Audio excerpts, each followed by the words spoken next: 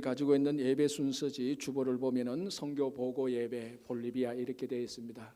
2주 전에 저희들이 파송 예배를 하고 저희들이 볼리비아 선교를 잘 다녀왔습니다. 인도해 주신 하나님께 감사드리고 또 여러분 계속해서 기도해 주시고 관심 보여주시고 또 물질로도 많이 지원해 주셔서 그 어느 때보다도 올해 볼리비아 단기 선교는 풍성한 열매를 맺을 수 있었습니다. 그러니까 저희들이 단기 선교를 지속적으로 함으로 말미암아 열매 맺는 이런 좋은 케이스를 저희들이 이번에 경험하고 왔습니다.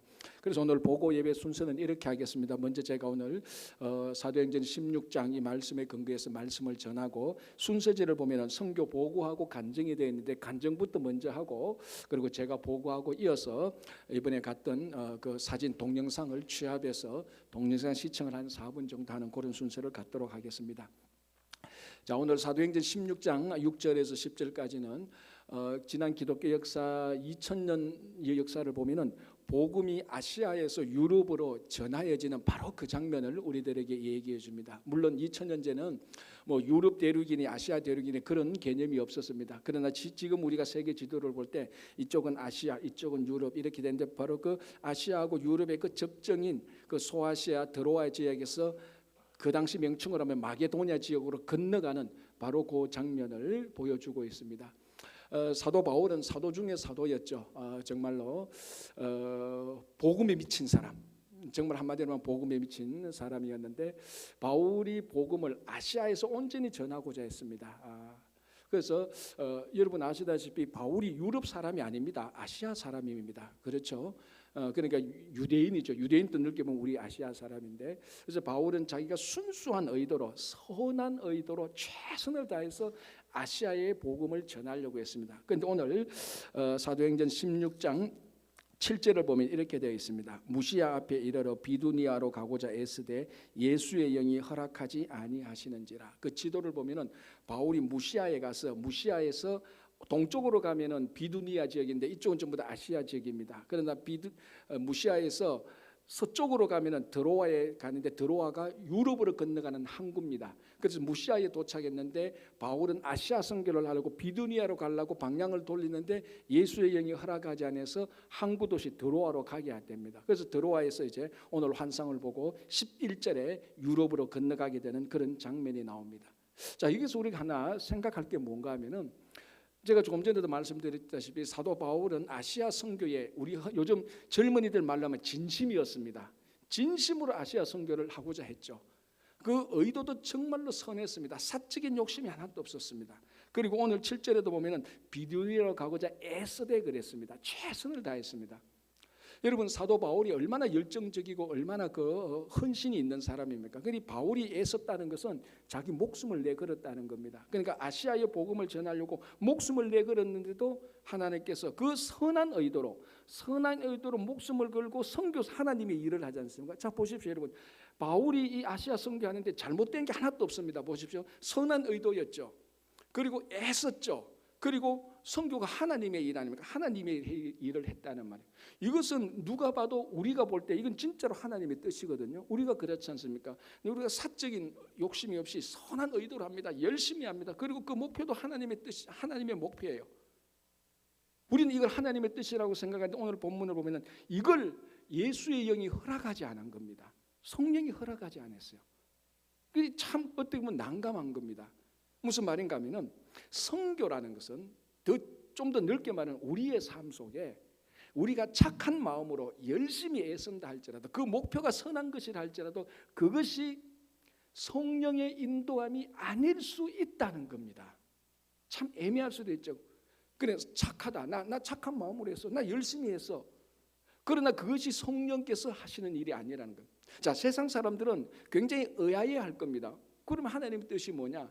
오늘 이 본문을 말하면은 선교나 미션, 선교나 우리들의 삶 속에 하나님의 뜻은 내가 선한 의도로 열심히 하는 것도 참 좋지만 이건 나쁜 거 아니에요. 참 좋지만 하나님의 뜻이라는 것은 성령의 감동받아 순종하는 겁니다.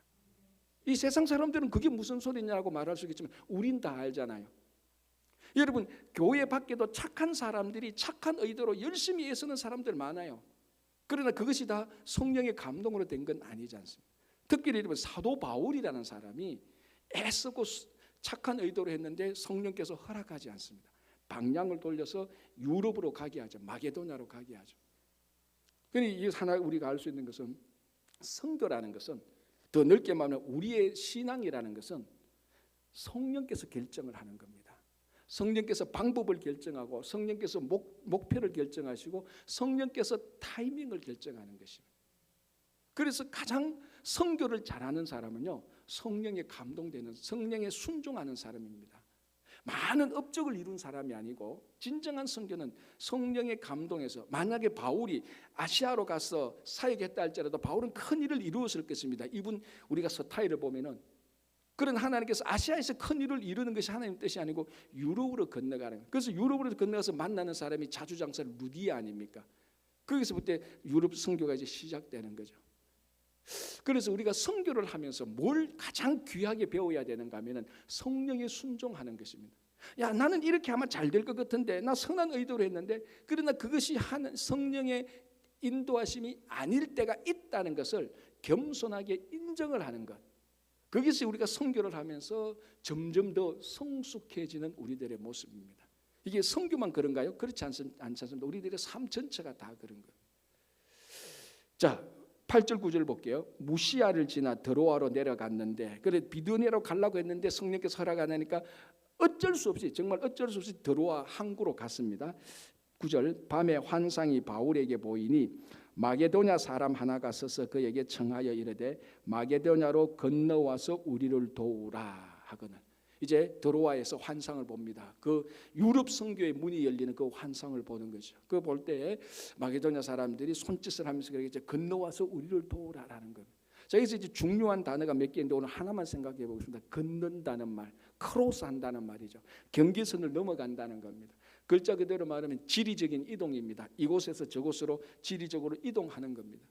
이것이 지난 기독교 2000년 동안 이 지리적 이동의 선교를 통하여서 온 세계 방방곳곳에 복음이 다 전하여진 것입니다. 물론 지금도 밀림이나 구석구석 한 마을 한 마을에 다 전해진 건 아니지만 지역적으로 보면 복음이 전해지지 않은 데가 없을 정도로 복음은 전 세계적으로 보편적으로 다 전해졌습니다. 그게 바로 건너간 사람들, 지난 2000년 동안 이 말씀에 순종해서 내게 주어진 이 경계선을 넘어서 건너간 사람들, 바다를 건너가고 산을 건너가고 강을 건너가고 육지를 건너간 사람들, 배를 타고 건너가고 걸어서 건너가고 자전거를 타거나 건너가고 요즘 그때만 비행기를 타고 건너간 사람들, 그 사람들이 지난 2000년 동안 건너갔기 때문에, 그 모든 경계선을 건너갔기 때문에 사실은 우리도 그렇지 않습니까? 미국에서 건너온 사람들에 의해서 대한민국이 아닌 조선 땅에 복음을 받았습니다. 그래서 우리들이 예수 믿고 이렇게 함께 모였던 것입니다.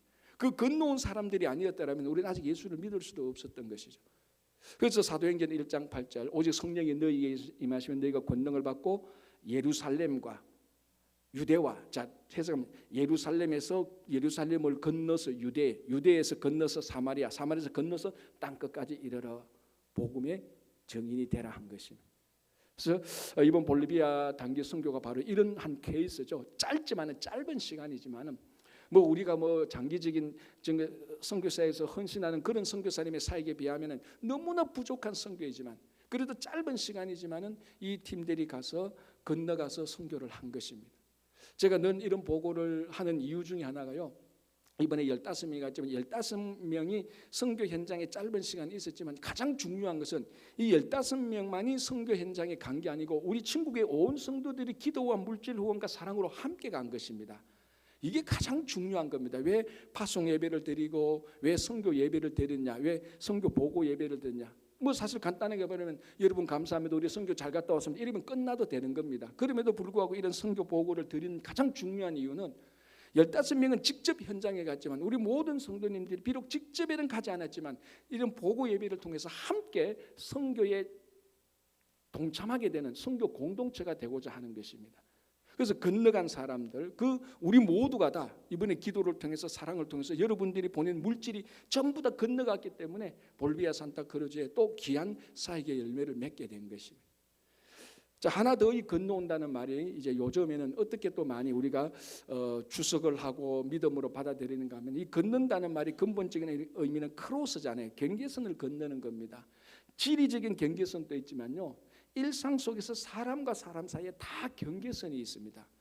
뭐 경계하라 그런 말이 아니고 태어날 때 출생으로 인하여서 인종, 혈연, 신분, 지위, 배경, 환경, 취미, 성향, 성질 다 다르지 않습니까? 다 다르다는 것은 차이가 있는 것이 그 차이가 다른 말로 하면 경계선입니다.